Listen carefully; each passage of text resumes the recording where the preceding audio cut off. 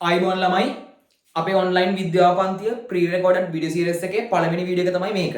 එතකොට ගොඩක් ළමයින්ට අමාරු ආවර්තිතාවගුවේ රටා දෙක. එහෙම නැත්නම් පළමු අයනීකරණ ශක්තියයි විද්‍යුත් ඍණතාවයි අද අපි පැහැදිලිව ඉගෙන ගන්නයි යන්නේ. හරිද? ඔයාලට බෝඩ් එක පේන මැති අඳින්න ලොකු වෙලාවක් යන නිසා කලින් ඉඳලා තියාගත්තා. එතකොට මේකේ තව කියලා දෙන්න ඕන දේවල් තියෙද්දි මේ දේවල් ඇදලා කියලා දෙන්න. දැන් අවබෝධයෙන් අහගන්න ආවර්තිතාවගුවේ තියෙන රටා දෙකයි. එකක් තමයි පළමු අයනීකරණ ශක්තිය අනිත් එක විද්‍යුත් ඍණතාවය. හරිද? අපි බලමු මොකක්ද මේ පළමු අයනීකරණ ශක්තිය කියන්නේ කියලා. අපි දන්නවා මූලද්‍රව්‍ය පරමාණුවක් ගත්තොත් ඒකෙ මැද න්‍යෂ්ටියක් තියෙනවා. හරිද? මේ න්‍යෂ්ටිය වටේට ඉලෙක්ට්‍රෝන භ්‍රමණය වෙනවා. ඕකෙන් මොකද්ද ඉලෙක්ට්‍රෝනයක් අයින් කරලා දාන්න සාමාන්‍යයෙන් ලේසියකට බෑ. ඕකෙන් ඉලෙක්ට්‍රෝනයක් ගලවලා අයින් කරන නම් අපි බාහිරින් ශක්තියක් දෙන්න ඕනේ.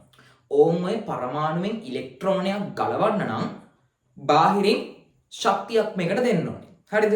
ඕම් ඔය දෙන ශක්තිය තමයි කියන්නේ පළමු අයනීකරණ ශක්තිය කියලා. පුතේ මූලද්‍රව්‍ය පරමාණුවක් සරලව ගත්තොත් විද්‍යුත් වශයෙන් උදාසීන මූලද්‍රව්‍ය පරමාණුවක්. මොකක්ද මේ විද්‍යුත් වශයෙන් උදාසීන මූලද්‍රව්‍ය පරමාණුවක් කියන්නේ? පුතේ මේකේ තියෙන ඉලෙක්ට්‍රෝන ගානට ප්‍රෝටෝන ගාන සමානයි නම් අපි යන් ඒකට කියනවා විද්‍යුත් වශයෙන් උදාසීන මූලද්‍රව්‍ය පරමාණුවක් කියලා. මේකෙන් ඉලෙක්ට්‍රෝනයක් අයින් වුණාට පස්සේ මේකේ තියෙන ඍණ ගානක් අඩු වෙනවා. එතකොට මේකේ ආරෝපණය ධන ආරෝපණයක්. සරලවම මොකක් හරි මූලද්‍රව්‍ය පරමාණුවකින් ඉලෙක්ට්‍රෝන අයින් වෙන්න හැදෙන්නේ මොන පරමාණුවක්ද? ධන ආරෝපණයක් දෙන පරමාණුවක්. එහෙම නැත්නම් ධන අයනයක්. එහෙමත් නැත්නම් කැටායනයක්. පැහැදිලිද? එතකොට අපි කියනවා මොකක්ද මේ පළමු අයනීකරණ ශක්තිය කියන්නේ කියලා කියද්දී මෙන්න මෙහෙම කතන්දරයක්. මූලද්‍රව්‍ය පරමාණුවක්. නිකම්ම මූලද්‍රව්‍ය පරමාණුවක් නෙමෙයි මේ මූලද්‍රව්‍ය පරමාණුව තියෙන්නේ වායුමය අවස්ථාවේ. වායුමය අවස්ථාවේ තියෙන මූලද්‍රව්‍ය පරමාණුවක් ඉවත් කරනවා ඉලෙක්ට්‍රෝනයක්. වායුමය අවස්ථාවේ තියෙන මූලද්‍රව්‍ය පරමාණුවක් ඉලෙක්ට්‍රෝනයක් ඉවත් කරලා හදනවා වායුමය අවස්ථාවේ තියෙන ඒක ධන අයනයක්. එක ඉලෙක්ට්‍රෝනයයි අයින් කරන්නේ හැදෙන්නේ එක ධන අයනයක්. ඉලෙක්ට්‍රෝන දෙකක් අයින් කරොත් ධන දෙක අයනයක් හැදෙනවා. අපි මෙතන කතා කරන්නේ වායුමය අවස්ථාවේ තියෙන මූලද්‍රව්‍ය පරමාණුවක් ඉලෙක්ට්‍රෝනයක් අයින් කරලා වායුමය අවස්ථාවේ ඒක ධන අයනයක් හදන කතාවක්. මෙන්න මේ විදිහට ඒක ධන අයනයක් හදන්න මෙයා ලබා ගන්නවා ශක්තියක්. ආන්ගේ ශක්තියට කියනවා මොකක් කියලාද? පළමු අයනීකරණ ශක්තිය කියලා. පැහැදිලිද? මම දෙනවා කියව කතාව පැහැදිලි කියලා. මෙන්න මේකෙන් පාඩම් කරගන්නකො. ඡේද ගණන් පාඩම් කරන්න එපා. වායුමය අවස්ථාවේ පවතින මූලද්‍රව්‍ය පරමාණුවක් ඉලෙක්ට්‍රෝනයක් ඉවත් කර වායුමය අවස්ථාවේ පවතින ඒක ධන අයනයක් සෑදීමට අවශ්‍ය ශක්තියට කියනවා අපි මොනවා කියලාද? පළමු අයනීකරණ ශක්තිය කියලා. හරිද? මේ පළමු අයනීකරණ ශක්තිය මයින්නේ පුතේ ඒකකයේ වෙන්නේ මවුලයට ජූල්. මවුලයට ජූල්. පුතේ ශක්තියක්නේ. ඇයි මේක කෙලින්ම ජූල් වලින් මයින් නැත්තේ? ඒකට හේතුවක් තියෙනවා. මේකේ ඒකකයේ වෙන්නේ පළමු අයනීකරණ ශක්තියමයිනේ ඒකකයේ වෙන්නේ මවුලයට ජූල්. හැබැයි ශක්තියමයින්නේ ජූල් වලින්. ඇයි මේක කෙලින්ම ජූල් වලින් මයින් නැත්තේ කියන එක ප්‍රශ්නයක්නේ. ඒකට හේතුව මේකයි. පුතේ පරමාණුවකින් ඉලෙක්ට්‍රෝනයක් ගලවලා දෙන්න ඕන ශක්තිය. පරමාණුවකින් ඉලෙක්ට්‍රෝනයක් ගලවන්න මේකට දෙන්න ඕන ශක්තිය හරිම චූටි ගානක්. මොකද පරමාණුවක් කියන්නේ හරිම පුංචි කෙනෙක්. මේ පුංචි පරමාණුවෙන් ඉලෙක්ට්‍රෝනයක් අයින් කරනවා නම් මේකට දෙන්න ඕන ශක්තිය සාමාන්‍යයෙන් සංඛ්‍යාත්මකව ගොඩක් අඩු වගේක්. ඒක නිසා අපි මේක කියන්නේ මවුලයකට සාපේක්ෂව. එක පරමාණුවකින් ඉලෙක්ට්‍රෝනයක් ගලවන්න කොච්චර ශක්තියක් දෙන්න ඕනද කියලා නෙමෙයි අපි මෙතනද කියන්නේ. පරමාණු මවුලයකින් ඉලෙක්ට්‍රෝන ගලවන්න කොච්චර ශක්තියද දෙන්න ඕන කියන එක තමයි මේකෙන් කියවෙන්නේ. ඒකයි මේක JMOL ඍණ එක. එහෙම නැත්නම් මවුලයට ජූල් වලින් මයින්නේ. පැහැදිලිද? එතකොට ඔයාලට බලා ගන්න පුළුවන් මේ පළවෙනි ප්‍රස්තාවයෙන් පෙන්නලා තියෙන්නේ උඩ තියෙන ප්‍රස්තාවයෙන් පෙන්නලා තියෙන්නේ පළමු අයනීකරණ ශක්තිය. හරිද? එතකොට පළමු අයනීකරණ ශක්තිය වැඩි වෙන්නේ මොන පැත්තටද? කොහොමද මේ පළමු අයනීකරණ ශක්තිය අඩු වැඩි වෙන්නේ? පළමු අයනීකරණ ශක්තිය වැඩිම මොන මූලද්‍රව්‍යයටද? පළමු අයනීකරණ ශක්තිය අඩුම මොන මූලද්‍රව්‍යයටද? ඕක ලොකු ප්‍රශ්නයක්. ඕක තේරුම් ගන්න ටිකක් අමාරුයි. මේ ප්‍රස්තාවය කියලා දෙන්න කලින් මම පොඩ්ඩක් ආවර්තිතාවගුව පැත්තට යන්නම්. මේ තියෙන්නේ සාමාන්‍යයෙන් ඔයාලට 10 අවසරදී කතා කරන ආවර්තිතාවගුවේ මුල් මූලද්‍රව්‍ය 20. හරිද?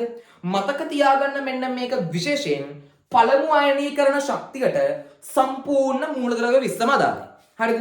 ඒ කියන්නේ මේ මූලද්‍රව්‍ය 20ත් එක්කම තමයි අපි පළමු අයනීකරණ ශක්තිය කතා කරන්නේ. මෙන්න මේ ආවර්තිතාවකව ගත්තොත් පහළ ඉඳන් ඉහළට යනකොට පළමු අයනීකරණ ශක්තිය වැඩි වෙනවා.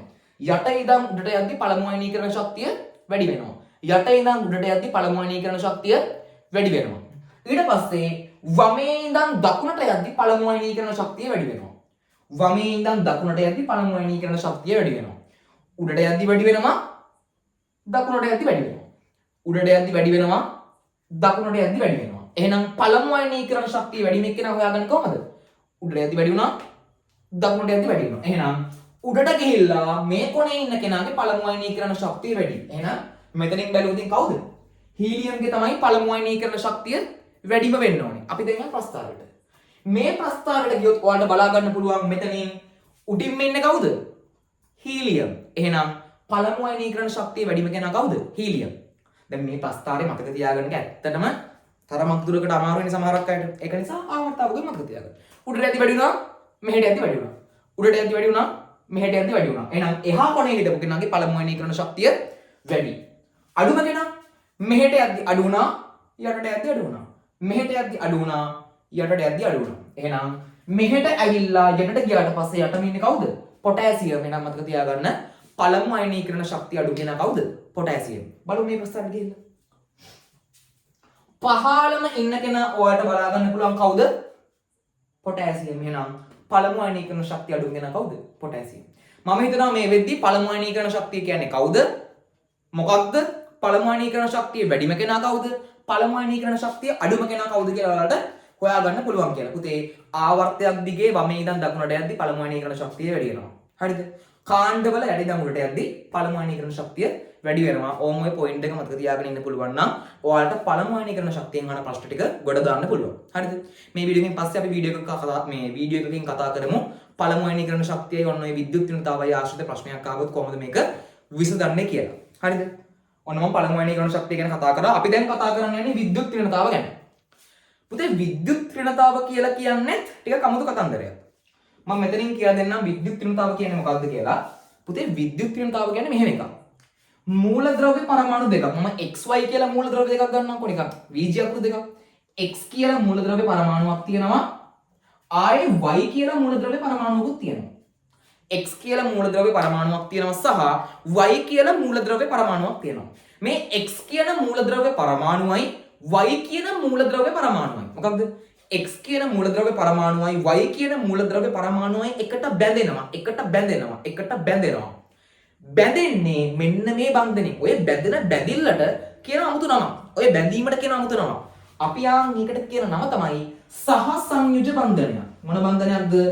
සහසංයුජ බන්ධන.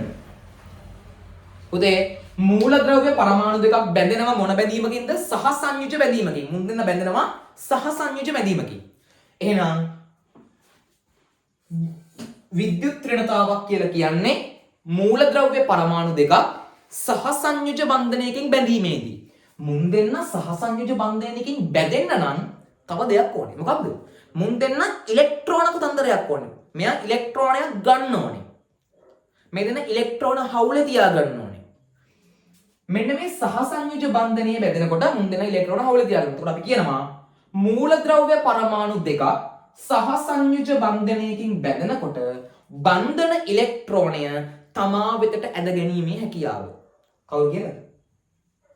විද්‍යුත් ඍණතාව කියලා. මම ආයෙත් කියන්නම්. මූලද්‍රව්‍ය පරමාණු දෙකක් සහසංයුජ බන්ධනයකින් බැඳීමේදී බන්ධන ඉලෙක්ට්‍රෝනය තමා වෙතට ඇද ගැනීමේ හැකියාව මොකක්ද කියන්නේ? විද්‍යුත් ඍණතාව කියලා කියනවා. මම ආයෙත් පාරක් කියන්නම්. මූලද්‍රව්‍ය පරමාණු දෙකක් සහසංයුජ බන්ධනයකින් බැඳීමේදී බන්ධන ඉලෙක්ට්‍රෝනය තමා වෙතට ඇද ගැනීමේ හැකියාව මොකක්ද? විද්‍යුත් ඍණතාව. මතක තියාගන්න විද්‍යුත් ඍණතාව මයින්නේ මොන වගේද? පෝලිං පරිමාණයෙන් එක මතක තියාගන්න. හරිද? ඔවා අහන්න පුළුවන් කෙටි ප්‍රශ්න විදියට විද්‍යුත් ඍණතාව මයින්නේ පෝලිං පරිමාණයෙන්. කෙටි ප්‍රශ්න විතරක් නෙවෙයි රචනා ප්‍රශ්න වියෝග රචනා වලටත් අහන්න පුළුවන්. ගොඩක් වෙලාවට වගේ ප්‍රශ්න අහන්න කෙටි ප්‍රශ්න වලට මතක තියාගන්න විද්‍යුත් ඍණතාව මයින්නේ පෝලිං පරිමාණයෙන්. පළමු අයනීකරණ ශක්තිය මයින්නේ මවුලයට ජූල් වලින්. මම කිව්වා ඇයි මවුලයට ජූල් වලින් මේක මයින්නේ කියලා. හේතුවත් මම කිව්වා. හරිද? හරි. මට කියන්න ආවර්තිතාවක් වේ අවසාන කාණ්ඩයට කටට කිව්වනම් මොකද්ද? උච්ච වායු. ඇයි යාළුවා උච්ච වායු කිව්වේ? එයාලා පුතේ අවසාන කවචේ ඉලෙක්ට්‍රෝන ගාන සම්පූර්ණ කරගෙන ඉන්නේ. එයාලා ෆික්ස්. මම කිව්වා එයාලගේ සියලු දේ අංග සම්පූර්ණයි නම් එයාලා කාත් එක්කවත් ලොකුට සම්බන්ධතා තියාගන්න යන්නේ නැහැ. හරිද? එතකොට කාත් එක්කවත් බන්ධන තියාගන්න උවමනාවකුත් මෙයාලට නැහැ. මෙයාලා નિરાයාසයෙන් බන්ධන හදාගෙන යන්නේ නැහැ. හරිද? එහෙනම් මෙයාලා බන්ධන ඉලෙක්ට්‍රෝන තියාගන්නෙත් නැහැ. බන්ධන නැත්තම් ඉතින් බන්ධන ඉලෙක්ට්‍රෝනයක් නැහැනේ බං. ඒක නිසා මෙන්න මේ 8 වෙනි කාණ්ඩේ මේ 8 වෙනි කාණ්ඩේ කට්ටිය විද්‍යුත් ඍණතාවට අදාළ වෙන්නේ නැහැ. මතක තියාගන්න මෙන්න මේ 8 වෙනි කාණ්ඩේම විද්‍යුත් ඍණතාවට අදාළ වෙන්නේ නැහැ. ආන් එකයි මම මේ ටික හයිලයිට් කරලා තිබ්බේ. පළමු අයනීකරණ ශක්තියට 20මයි ති. හැබැයි විද්‍යුත් ඍණතාවට මේ සෙට් එකයි තිබෙන්නේ නැහැ. ඒක නිසා යාළුව අයින් කරලා දාන්න. හරිද? එතකොට කලින් කතාවම තමයි. උඩට යද්දි විද්‍යුත් ඍණතාව වැඩි වුණා. පළමු අයනීකරණ ශක්තියත් උඩට යද්දි වැඩි වුණා. හැබැයි මෙහෙට යද්දි කලින් වගේම තමයි. පළමු අයනීකරණ ශක්තියක් වැඩි වුණා. එහෙනම් විද්‍යුත් ඍණතාවත් වැඩි වුණා. උඩට යද්දි පළමු අයනීකරණ ශක්තියයි විද්‍යුත් ඍණතාවයි දෙකම වැඩි වෙනවා. මෙහෙට යද්දි පළමු අයනීකරණ ශක්තියයි විද්‍යුත් ඍණතාවයි දෙකම වැඩි වෙනවා. මෙහෙට යද්දි ඒ කියන්නේ උඩට යද්දි පළමු අයනීකරණ ශක්තියයි විද්‍යුත් ඍණතාවයි දෙකම වැඩි වෙනවා. මෙහෙට යද්දි පළමු අයනීකරණ ශක්තියයි විද්‍යුත් ඍණතාවයි දෙකම වැඩි වෙනවා. හැබැයි මතක තියාගන්න පළමු අයනීකරණ ශක්තියේදී විතරක් මේ මූලද්‍රව්‍ය 20ම ඉන්නවා. හැබැයි විද්‍යුත් ඍණතාවේදී අවසාන සෙට් එක නැහැ. ඒ කියන්නේ උච්ච වායු සෙට් එක අපි මේකට ගන්නෙ නැහැ. ඒක මතක තියාගන්න. අපි බලමු විද්‍යුත් ඍණතාව යටතේ විද්‍යුත් ඍණතාව වැඩිම කෙනා කවුද? විද්‍යුත් ර්ණතාව අඩුම කෙනා කවුද කියලා. පුතේ උඩට යද්දි වැඩි වෙනවා, මෙහෙට යද්දි වැඩි වෙනවා. උඩට යද්දි වැඩි වෙනවා, මෙහෙට යද්දි වැඩි වෙනවා. අපි හීලියම් ගන්නෙ නෑනේ. ඇයි? එයාලා උච්ච වායුනේ. එහෙනම් එයා කාත් එක්කවත් බන්ධන තියාගන්නේ නෑ. ඒක නිසා අපි ඊළඟට යනවා. ඊළඟට වැඩිම කෙනා කවුද? ෆ්ලෝරින්. එහෙනම් මතක තියාගන්න පළමු අයනීකරණ ශක්තිය නෙවෙයි විද්‍යුත් ඍණතාව වැඩිම මූලද්‍රව්‍ය කවුද? ෆ්ලෝරින්. විද්‍යුත් ඍණතාව වැඩිම මූලද්‍රව්‍ය ෆ්ලෝරින්. අපි දැන් බලමු විද්‍යුත් ඍණතාව අඩුම කෙනා කවුද කියලා. අපි දන්නවා උඩට යද්දි වැඩි වුණා නම් යටට යද්දි අඩු වුණා. දකුණට යද්දි වැඩි වුණා නම් වමට යද්දි අඩු වුණා. එහෙනම් වමට ආවා යටට ගියා. වමට ආවා යටට ගියා. කවුද ඉන්නේ? පොටෑසියම්.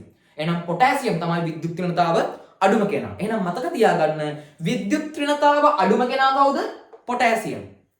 පළමු අයනීකරණ ශක්තිය අඩුම කෙනා කවුද? පොටෑසියම්. පළමු අයනීකරණ ශක්තිය වැඩිම කෙනා කවුද? හීලියම්. හැබැයි විද්‍යුත් ඍණතාව වැඩිම කෙනා කවුද? ෆ්ලෝරින්. ඔන්න ඔය ටික මතක තියාගන්න. එහෙනම් අපි අද වීඩියෝ එකෙන් කතා කරා පළමු අයනීකරණ ශක්තිය ගැන. පළමු අයනීකරණ ශක්තිය කියන්නේ මොකක්ද කියලා කතා කරා. විද්‍යුත් ඍණතාව කියන්නේ මොකක්ද කියලා කතා කරා. පළමු අයනීකරණ ශක්තිය වැඩිම කෙනා කවුද කියලා කතා කරා. පළමු අයනීකරණ ශක්තිය අඩුම කෙනා කවුද කියලා කතා කරා. ඔය වගේ දේවල් ගොඩක් අපි මේ වීඩියෝ එකෙන් කතා කරා.